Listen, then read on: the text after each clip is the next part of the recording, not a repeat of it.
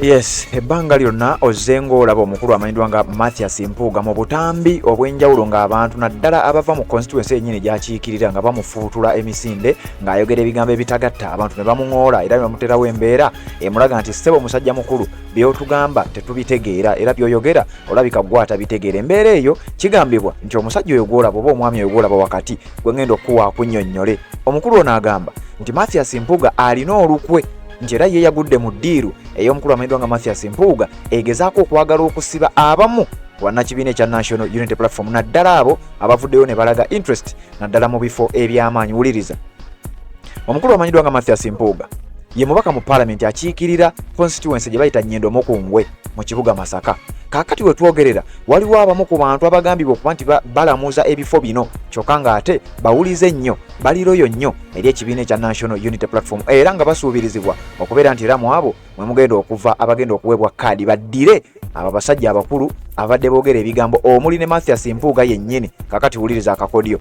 Mathias Mpuuga ne ttiimu ye naddala ey'ekisinde kino b'ekibiina kyabwe ekya DA nga kino kyekyava mu kisinde kya Mama Mbabazi ekyali kiyitibwa TDA oba the Democratic Alliance. Kakati we twogerera Mathias Mpuuga agambibwa okuba nti alina olukwe olw'okwagala okukwata abamu ku basajja n'abakazi ab'amaanyi abataddewo embeera era abatandise okuba nga balamuza ebifo byabwe. Kakati omwami oyo gw'olaba wakati bamuyita Wilberforce Semmanda era mukuwa mu katambi kano abeere ng'akunnyonnyola y'omu ku abo abazze balabisa abazze bakunamya n'okulaga ebintu ebyo by'ozzenga olaba Mpuuga abantu b'e Masaka naddala gy'akiikirira babadde bamugobaganya. Kakati bano abakyala abali wano ababiri be bamu ku balamuza ebifo ebyabamu ku babaka. Omukyala ali wansi bamuyita Honorable Nakato Shakira onono kansala ku lukiiko lwa disitulikiti e Bukomansimbi wabula ng'ayagala okujja mu kalulu ka 2026 ng'omubaka omukyala. Ekifo ekyo kirimu Honorable Veronica Nannyondo ono mumumanyi bulungi nnyo era mumujjukire yateeka omukono ku kiwandiiko ekyali kigoba Mathias Mpuuga ne ba commissioners abalala kyokka oluvannyuma n'amala n'abijjayo ng'agamba ye ali ttiimu Mpuuga. Omukyala gw'olaba waggulu awo oye Alice Nannungi agambibwa okuba nti yandiba ayagenda okuweebwa kaadi asikire Mathias Mpuuga ku bwabaka bwa Parliament obwa Nnyendo Mukungwe. Kakati wuliriza omukulu Wilberforce Semmanda omu ku basajja bannankyukakyuka era ababadderoyo ennyo abataddewo ennyo embeera naddala mu bitundu eby'e Masaka. Oyo omwami y'omu ku abo bazze bakwata obutambi y'omu ku abo bazze balabisa n'okulaga ensi ndi ffe ab'e Masaka Mathias Mpuuga byabagamba abalimba ffe twamukyawa. Kakati onaawulira mukutu gwa Redison TV webale kubanga okyagoberera tanaba kubanga osubscribinga ku channel eno kirira wansi awo olaba ekigambo subscribe kikwateko kwata kadi ka notification tubeere nga ate tutambula ffe nawuliriza bino nzije tubeere nga tweyongerayo. Twitter alert mfunye amawulire ameekusifu okuva mu nsonda ezesigika nti gurupu ya Finito erina olukwe olw'amaanyi lwetegeka okutukwata etukube mu makomere tugguleko ebisangosango batusibe paka nga akalulu kawedde. Mpuliriza bulungi kubali ku lisiti eno nze kennyini kama kwogera kwendi.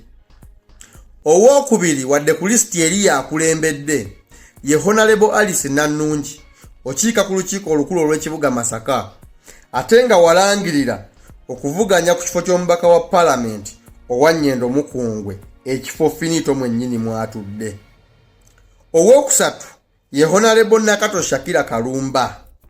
okiikirira Butenga Town Council ku lukiiko lwa disitulikiti y'e Bukomansimbi ate walangirira okuvuganya ku kifo ky'omubaka omukyala owa Bukomansimbi district ekifo ekituddemu Veronica Nannyondo eyatunda struggle yaffe n'atutunda n'akuwaŋŋanguka ne Finito. Owookuna ye Henry Myers Kagolo wakalangirira interest okuvuganya ku kifo kya meya ow'ekibuga Masaka. Mumpuliriza bulungi Finito omusango gwatulanga gwe gw'okumulabisanga eri bannamasaka bannagweta Masaka ne Uganda yonna okutwalira awamu nga twogera ku bikolwa bye ebikyamu byakoze omuli okulya ssente y'omuwi w'omusolo obukadde 5 n'atunda struggle y'abanna Uganda. Kino nkiddamu era Finito bino tugenda biddanga mu lunaku tubigambe watunda struggle y'abanna Uganda n'ogiryamu obukadde 5. Ekyo situli kirumamu. Emu ku nsonga zonnanga kwe kuvangayo n'enkulabisa ku mitimbagano era nze nasooka okulabisa wano e Masaka nti walya ssente n'otunda struggle yaffe. kye kimunze ku byonnanga naye nkusaba ojjukire ebigambo bye nayogera 2015 nga muleesa mama Mbabazi okwesimbawo nakugambirawo nti finito toli wa opposition ne mbagamba we muba muleesa Mbabazi temuli ba opposition ebyo ebigambo mbiddamu ne bw'oli bonsibiddewa siribirya watunda struggle yaffe toli wa opposition mubadde bakutuziba ddiiru eva gwe musango gw'otulanga kubaffe tutambula gweta Masaka yonna buli we tufuna akakisa okwogerera tuyimirira ne twogera ensonga z'eggwanga era ne tugamba baba baliwo nti finito yatunda eggwanga lyaffe finito yatulyamu ebitaano n'atutunda ebyo situgenda birya ebyo ebigambo situli bijja mu kamwa kaffe era situlikeera kwetonda lwa bigambo ebyo ebbanga lyonna mubadde muzannyira bannayuganda ku mitwe